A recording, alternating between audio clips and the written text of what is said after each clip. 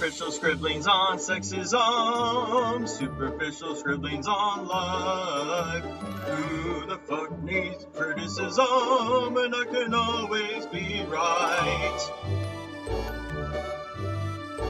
Hello, Something Guys and Gals, this is Something Guy 912 with the 17th episode of Superficial Scribblings on Sexism, almost 2 months too late from the previous.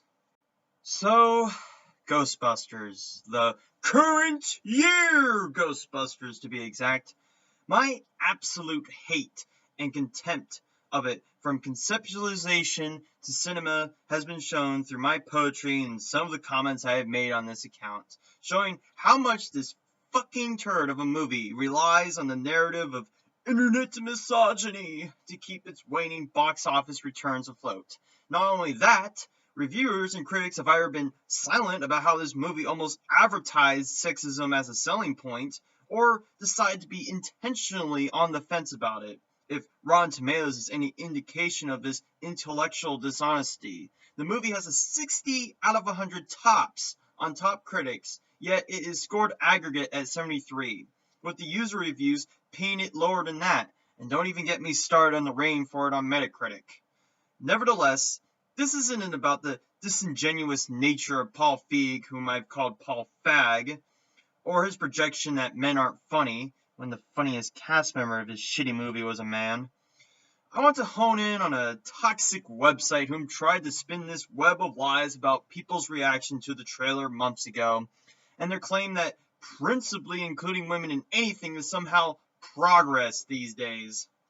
Polygon's How We've Lost the Ability to Criticize Ghostbusters by Daniel Friedman, which is actually more true than they think, but not for the reasons they are going to say down below.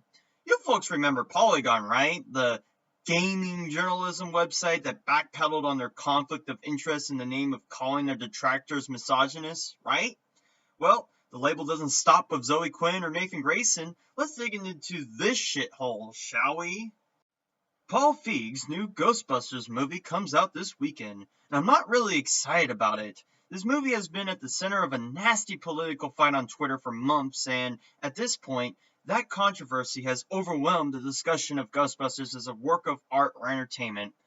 Well, you see Ghostbusters came into this with an agenda and a narrative to push. If they took the criticism with stride and attempted to make an entertaining movie over making some political statement, the reaction would have not been as sour. So, it's Paul Feig's fault that he wants to make it about the women's. Many complaints about Ghostbusters are unquestionably misogynist. Well, I certainly hope you have some evidence to prove this, because I got some to prove otherwise. If you ever heard of Red Letter Media, they have this series called Scientist Man Analyzes Blank. And in explaining Ghostbusters, they had found that of all the people who had watched the trailer, bothered to comment and rate the video, 0.08% of all the comments were even remotely misogynist in nature. And I have no idea about what measure they rolled this margin, but it had to be inflated to even show up as a figure in the findings. But let's see their research as how they found this. The Ghostbusters franchise, which starred 4 men in its first 2 films, has been rebooted with a cast of 4 women. Not sure why that's important.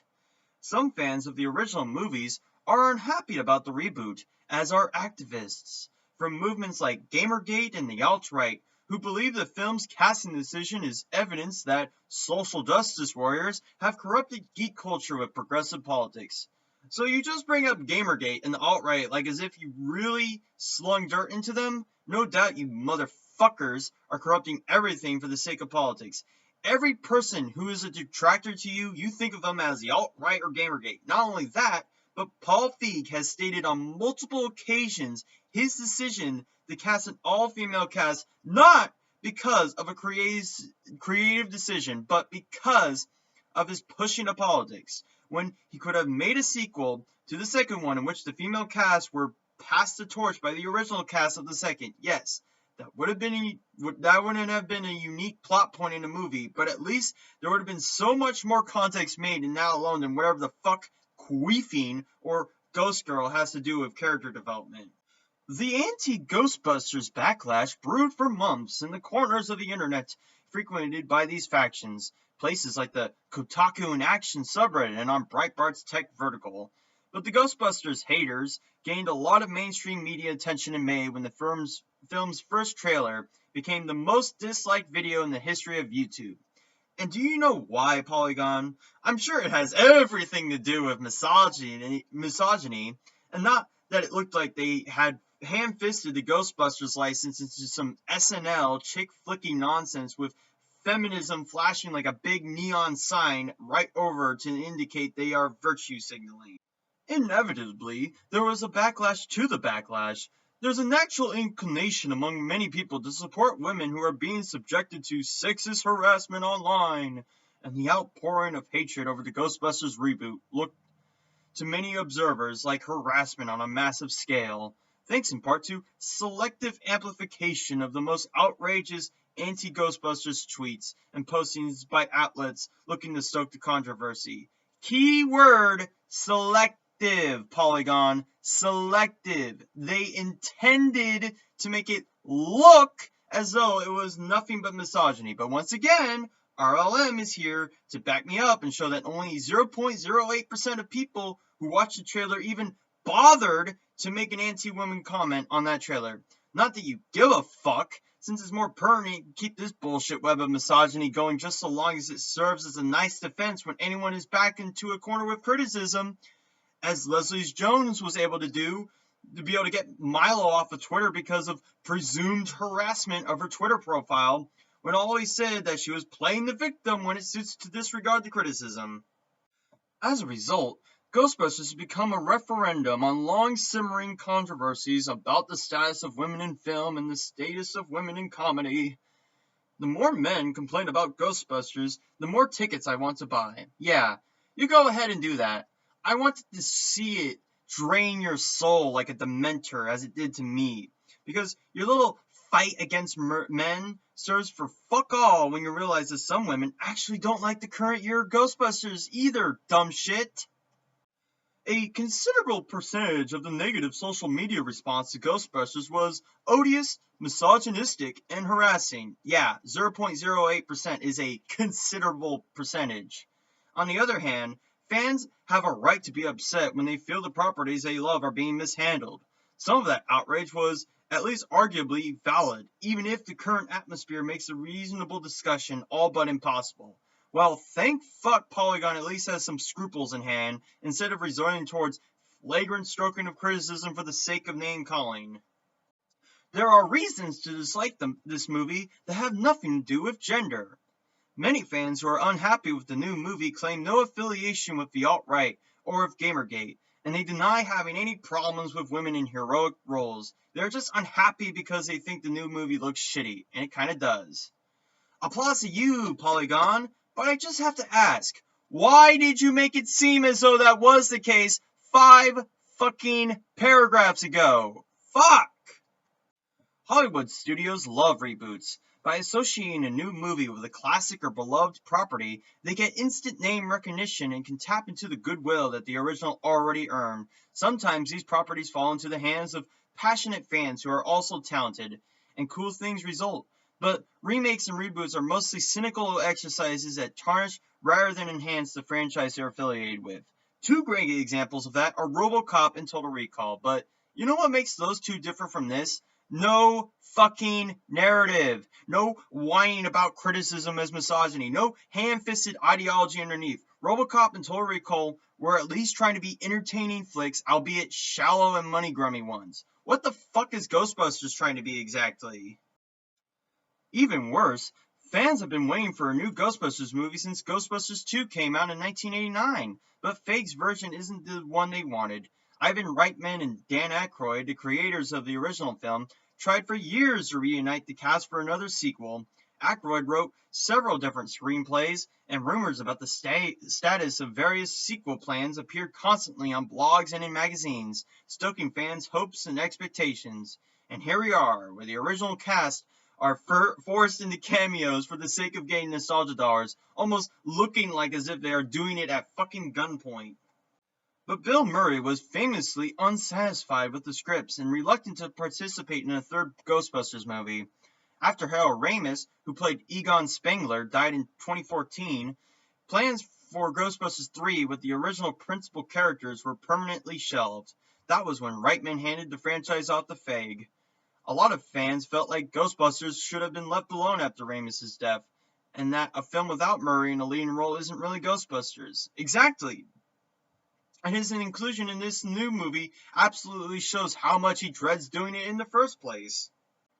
Also, the famously disliked YouTube trailer did not inspire confidence in the movie. It was a 2-minute teaser for a movie that is supposed to be a comedy whose vapid punchlines included, "Ah, hell no," and "that's gonna leave a mark." For a sequel anticipated for more than 25 years, the dialogue the studio's marketers chose to showcase was on the same level as a bad CBS sitcom. I'm actually starting to have a little more respect for Polygon with them saying this objectively. Don't know why they shot themselves in the foot for the first few paragraphs. Let's skip ahead a little bit to the next header. Most negative feedback about Ghostbusters has been branded misogynist. In mid-May, critic James Rolfe, who posts videos about retro gaming on his Angry Video Game Nerd channel and film reviews on his Cinemassacre site, posted a YouTube video explaining that he was so disappointed with the trailers and pre-release marketing of the new Ghostbusters movie that he had decided not to see it or review it. The content of the video wasn't hateful, overtly misogynist, or particularly unreasonable. His complaints were mostly what I laid out above. He had wanted a new film from the original principles, and he felt Feig's reboot was a poor substitute. He thought the trailer exhibited bad jokes and bad special effects, and he didn't want to spend 2 hours watching a movie that he believed would disappoint him.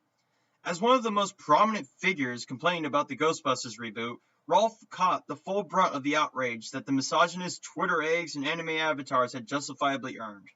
I have no idea if he means to elicit that Rolfe deserved the response or not, but what I find funny about all these feminists complaining about him not wanting to see the movie is that they'll go on all day about not needing confirmation from other men, and yet when it comes to shit that fits their narrative nice and smug, of course now they need confirmation from other men about their shit, because nothing says independent like constantly depending on others to affirm your own fucking status.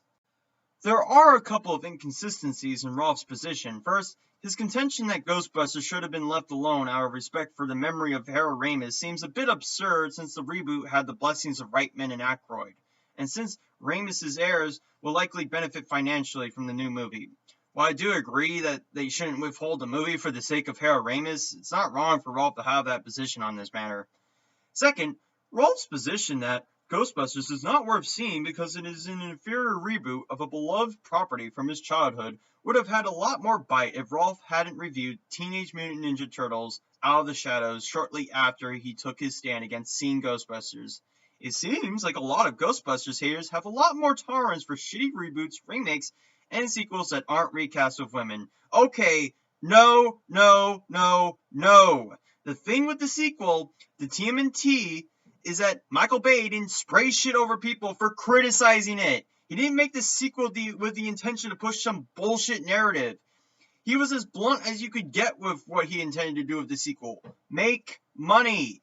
And ironically enough, the sequel to TMNT was actually surprisingly better than the original reboot, unlike Ghostbusters. While I do agree that Rolfe's opinion is inconsistent when you figure his review of the sequel to another reboot, Rolfe isn't even known for making movie reviews more than he makes retro video game reviews. Third, to believe, as Rolfe seems to, that Ghostbusters is worthy of graver reverence than other 1980s and 1990s franchises like the Ninja Turtles, you have to ignore all the ways that brand has been adulterated in the past. Numerous lines of shitty toys, shitty breakfast cereals, years of cheesy Saturday morning cartoons, focusing heavily on a friendly slimer, a radioactive green Hi-C drink that wasn't as good as you remember it being, and the 1989 sequel Ghostbusters 2, in which the Ghostbusters used dancing ectoplasm to animate the Statue of Liberty. But let's ignore the fact that this new Ghostbusters movie also did a shit ton of damage control with review embargoes, reviving that Hi-C Ecto Cooler drink, coupons to see the movie for free, and currently with critics not wanting to dog on this movie for fear of being labeled misogynist, so that I can say that, well, Ghostbusters 2 did it first. But most of Ralph's detractors didn't argue these points with him. They just called him a pants-shitting man-baby, expressed disbelief that he'd been able to find a woman willing to marry him, and mocked his noisy, thick saliva swallowing. Ralph isn't a gamer, but as far as people on social media and in many professional media outlets were concerned, he might as well have been. Good on you, Polygon! And here I was thinking you'd be balls deep in the dick of this ideology. Which raises another problem. There's always another problem, isn't there? In an increasingly toxic and polarized social media atmosphere, assessing a work feels like picking a side, which is usually catapulted by feminism these days. Just because a spark of debate over whether the movie is going to be good or not does not mean you are picking a side, so to speak. It's when ideologues the world over reflexively chant through their echo chamber how prejudiced they are by people whom otherwise are giving honest critique of the movie, and they want to infect movies with no propaganda in favor of any ideology with theirs, so that when someone criticizes it, they can call them an it that doesn't sound good on paper. Drew McWeeny at HitFix declares it, above all else, a real Ghostbusters movie. Polygon's Julia Alexander says it's the film we were hoping for. Way to include your own handle as a quote on your own website. That's proper journalism. And in a review that targeted blistering criticism at internet haters, Nigel Smith at The Guardian declared, fanboy ire can't stifle the defiant energy and frequent hilarity of this terrifically inventive comedy. Man, these dogs were well trained in lying, weren't they? I bet that queefing joke really had them in stitches, huh? The Hollywood Reporter noted that the film scored well among top female critics, but that male critics hadn't warmed to it.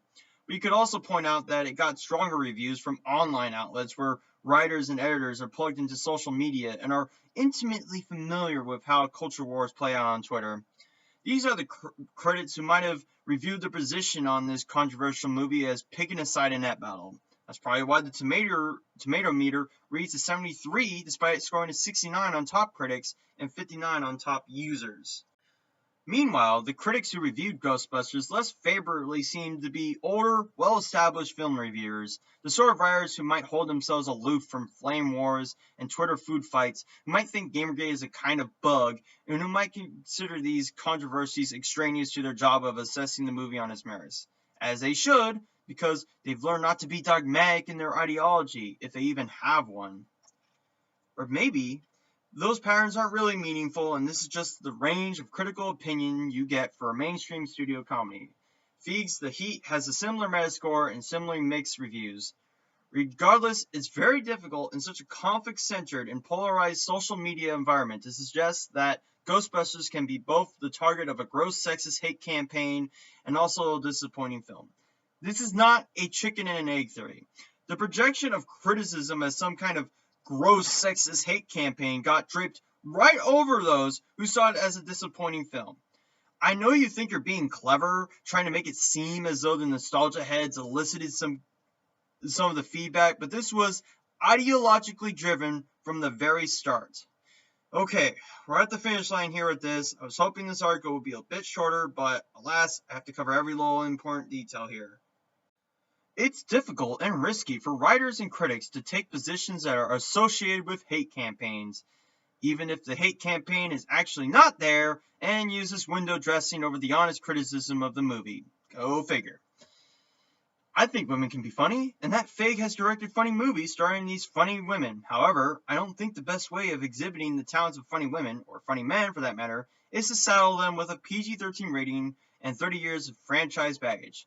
Based on the trailers, I expected this to be a competently executed summer comedy, but also the weakest film Feig has made, and the reviews suggest this is likely to be the case. Apparently, even Fag didn't want to do this project in the first place, considering that he was fucking around with a franchise that he had no respect for or even passion in doing to begin with. Also, feminists are going to get at you for thinking that women can be funny without adopting their ideology. Might I suggest a chastity belt for your dick? But I've been afraid to state any opinion about this movie up until now, when I have reviews from critics like Edelstein and Roper to hide behind, because I have been afraid that speaking negatively about Ghostbusters would result in me being falsely associated with an activist movement that I disagree with and disapprove of. Fuck your fear. Let them lump you with them. It's only going to make their lot worse for doing so. Ideologies run on making people afraid to speak up about something, for they intend to put a label on them that doesn't fit their mold. If you displayed your grievance with whatever movement, then it'll be impossible for them to do so without looking like a bunch of crybabies trying to pull out guilt by association. See -8 for details. Actual discussion of the film feels impossible, which is a bit depressing. Films with middling scores and a talented cast and crew can sometimes be the most interesting movies to pick apart. We've lost that interesting and fun conversation for this take on Ghostbusters, and it may be gone forever. You know, you are probably right. Instead of going on whether this is a faithful adaptation, a remake, or sequel or whatever, scrutinizing the new gizmos and the setup for the monsters, we have to immediately start with this huge trash heap of ideological pandering, virtue signaling, and morality blowjobs from disingenuous review site to another, including Polygon. Sure, Polygon didn't quite shove their head up their own ass in this article, but this reviewer seems cloyingly desperate to try to paint this, well, both sides are just as toxic, when the feminist angle shot the first rounds in the fire. Not to say that the feminist angle always does that, as I intend to explain the ideological dichotomy in regards to Fury Road, but most of the time the feminist angle does it, because they can get away with it by saying we just want equality, or we are the oppressed, or whatever crocodile tears they try to spill down my throat.